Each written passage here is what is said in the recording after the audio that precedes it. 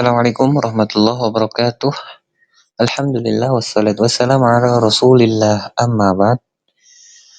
Kami dari kelompok 8 di sini akan membawakan materi terkait pemikiran ekonomi Islam Asy-Syaibani dan Al-Mawardi. Sebelumnya, izinkan kami untuk memperkenalkan diri. Yang pertama ada Naila Khalisa Wiyu Danto, yang kedua ada Muhammad Haidar Farabi, dan yang ketiga ada Rama Ayudya. Baik, jadi yang pertama ini ada biografi dari Asy-Syaibani. Beliau memiliki nama lengkap Abu Abdullah Muhammad bin Al-Hasan bin Farqad Al-Mawardi. Beliau lahir di kota Wasit, Irak pada tahun 749 Masehi atau 132 Hijri. Nah, beliau ini Imam Asy-Syaibani belajar dari banyak ulama besar. Namun, guru yang paling berpengaruh adalah Imam Abu Hanifah. Setelah wafatnya Abu Hanifah, Asy-Syaibani ini belajar melanjutkan pendidikannya di bawah bimbingan Abu Yusuf, yang dimana beliau adalah murid dari Abu Hanifah. Selain mempelajari fikih Hanafi, Imam Syaibani ini juga menuntut ilmu dari ulama lain seperti Imam Malik bin Anas, yang dimana beliau adalah pendiri dari mazhab Maliki. Imam Syaibani pada akhirnya meninggal dunia pada tahun 805 Masehi atau 189 Hijriah di kota Rey, Iran. Sampai sekarang karyanya sangat berdampak dalam perkembangan Islam. Baik, di sini selanjutnya ada karya-karya Imam Asy-Syaibani. Di sini saya akan menjelaskannya secara ringkas saja.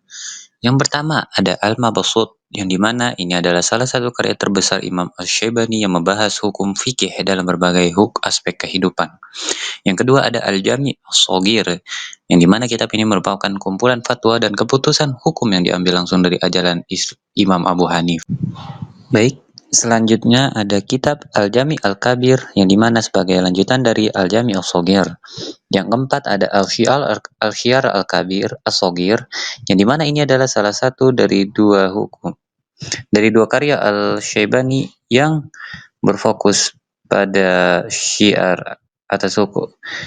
atau hukum internasional Islam. Yang kelima ada Al-Syiar Al-Kabir, yang dimana ini kitab ini adalah versi lebih lengkap dari Al-Syiar Al-Shaghir. Yang keenam ada kitab Al-Kasab, yang dimana kitab Al-Kasab ini membahas tentang ekonomi Islam. Yang ketujuh ada Al-Hujjah ala Ahl Madinah, yang dimana ini memberikan tanggapan tentang mazhab Maliki yang berakar di Madinah. Yang kedelapan ada Al-Afsal, atau bisa disebut juga Al-Mabsut. Nah, di sini membahas tentang penilaian hukum Islam berdasarkan ajaran Imam Abu Hanifah. Lalu, yang kesembilan ada Al-Ziyadat, yang dimana ini berisi kumpulan tambahan hukum-hukum yang tidak ada di kitab-kitab sebelumnya. Dan yang terakhir, yang ke-10 ada Al-Rad ala Syiar Al-Auza'i, yang dimana kitab ini merupakan respon Imam Asy-Syaibani terhadap pandangan Imam Al-Auza'i. Selanjutnya, saya akan menjelaskan tentang pemikiran ekonomi Islam dari Imam Muhammad bin Al-Hasan Al-Syaibani. Berikut beberapa poin penting yang dapat ditarik dari karya-karya Imam Al-Syaibani dalam fikih dan juga syiar. Yang pertama itu ada konsep kepemilikan.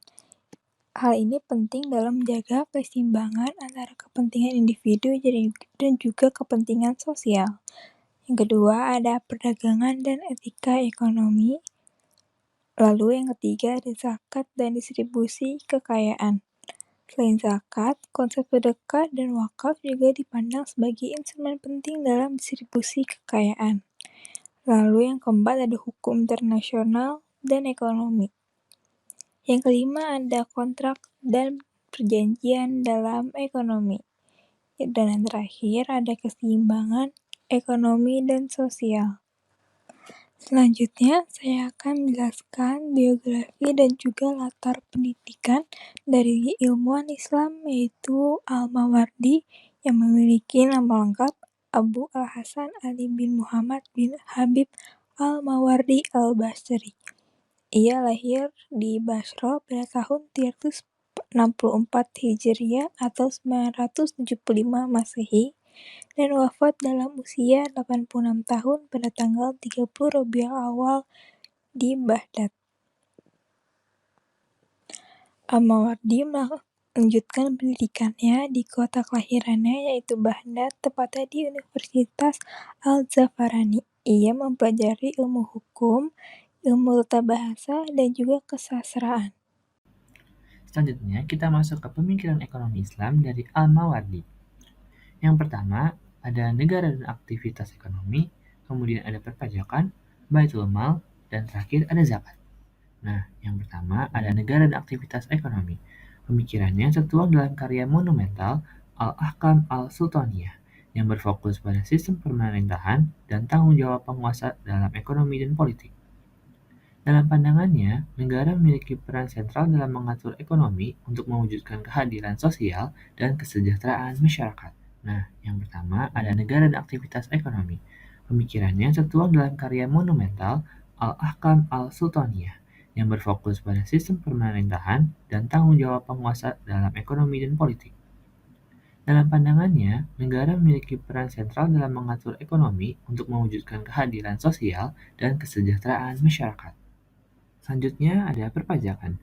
Penilaian atas kharaj atau pajak harus bervariasi sesuai dengan faktor-faktor yang menentukan kemampuan tanah dalam membayar pajak, yaitu kesuburan tanah, jenis tanaman yang ditanam di atas tanah tersebut, dan sistem irigasi yang mengaliri tanah tersebut.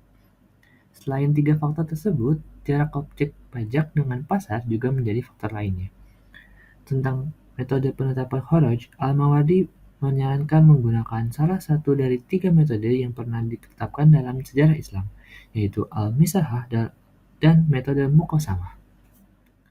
Lalu, memangnya apa itu al-misahah dan muqasamah? Di sini ada little notes.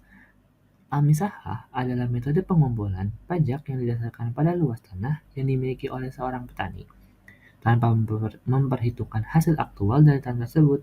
Ini berarti pajak dipungut berdasarkan jumlah atau ukuran tanah yang dimiliki, bukan dari jumlah hasil yang dipanen. Sedangkan muqasamah adalah metode pengumpulan pajak yang didasarkan pada bagi hasil dari panen. Dalam sistem ini, pajak ditetapkan sebagai persentase tertentu dari hasil pertanian dan dipanen oleh petani. Jadi, negara atau otoritas berhak atas sebagian dari hasil yang sebenarnya diproduksi oleh tanah tersebut. Jadi dapat disimpulkan bahwa perbedaan antara al-misahah dan muqasamah ini terletak pada pengumpulan pajaknya. Kalau al-misahah itu dari luas tanah yang dimiliki seseorang, kalau muqasamah itu bukan dari luas tanah, melainkan dari hasil panen yang dihasilkan tanah tersebut. Selanjutnya yang ketiga, ada baitul mal.